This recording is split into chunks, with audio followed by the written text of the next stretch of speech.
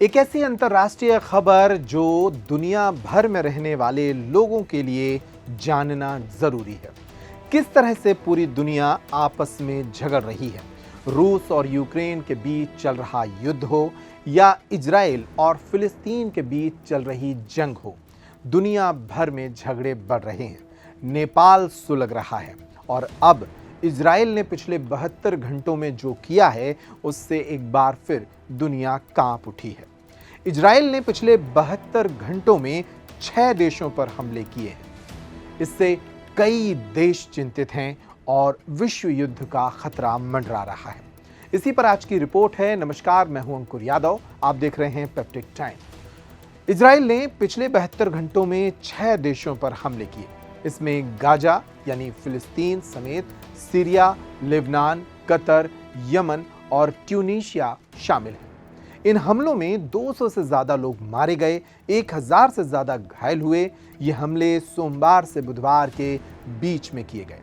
Israel का कहना है कि वो इन देशों में आतंकी ठिकानों को निशाना बना रहा है। अमेरिकी राष्ट्रपति ट्रंप ने इसे लेकर इजरायली पीएम नेतन्याहू से नाराजगी जताई है।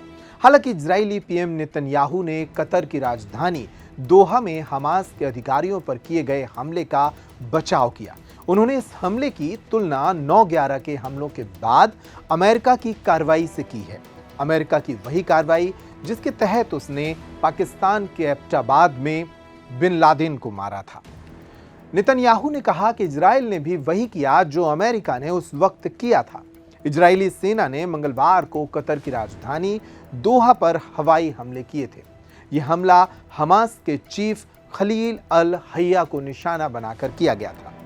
इसमें अल हय्या का बेटा, ऑफिस डायरेक्टर, 3 गार्ड और 1 कतरी सुरक्षा अधिकारी समेत 6 लोगों की मौत हुई थी।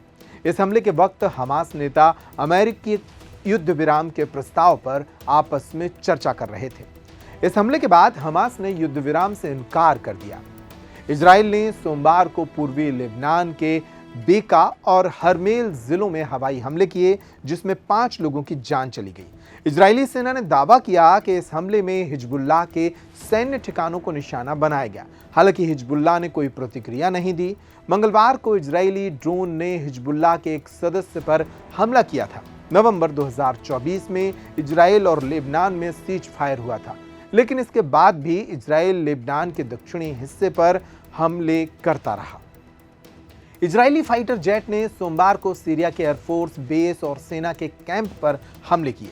Syrian observatory for human rights के मुताबिक इसमें किसी के हताहत होने की सूचना नहीं मिली है। इन हमलों को सीरिया ने देश के संप्रभुता का उल्लंघन बताया है।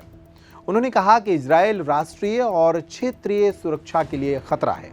सीरिया और इजराइल में 1974 में सैन्य वापसी समझौते के तहत एक दूसरे पर हमला न करने पर सहमति बनी थी, लेकिन पिछले साल दिसंबर में सीरिया के पूर्व राष्ट्रपति बशर अल असद के पतन के बाद ये इजरायली सेना लगातार सीरिया के सैन्य ठिकानों और इंफ्रास्ट्रक्चर को निशाना बना रही है।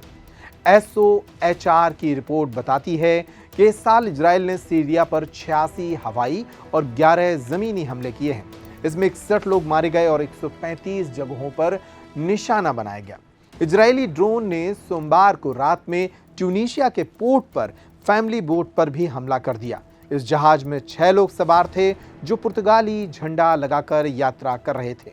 CSF के मुताबिक इस हमले में किसी की जान नहीं गई। इजरायली ड्रोन ने मंगलवार को ब्रिटेन का झंडा लगाकर यात्रा कर रहे जहाज को भी निशाना बनाया था। 2010 से अब तक गाजा के इलाके में घुसने की कोशिश करने वाले जहाजों पर इजरायली ड्रोन हमला कर रहे हैं। इजराइल ने बुधवार को यमन की राजधानी सना पर 15 दिनों में दूसरा हमला किया। इसमें हुती ठिकानों को निशाना बनाया गया। यह हमला सना हवाई अड्डे पर किया गया। इससे पहले 28 अगस्त को इजराइल ने सना पर हमला किया था, जिसमें हुती प्रधानमंत्री अहमद अल रहाबी समेत 10 लोग मारे गए थे और 90 लोग घायल हुए थे। इजरायली हमलों से सोमवार को गाजा में करीब 150 लोग मारे गए और 540 घायल हुए।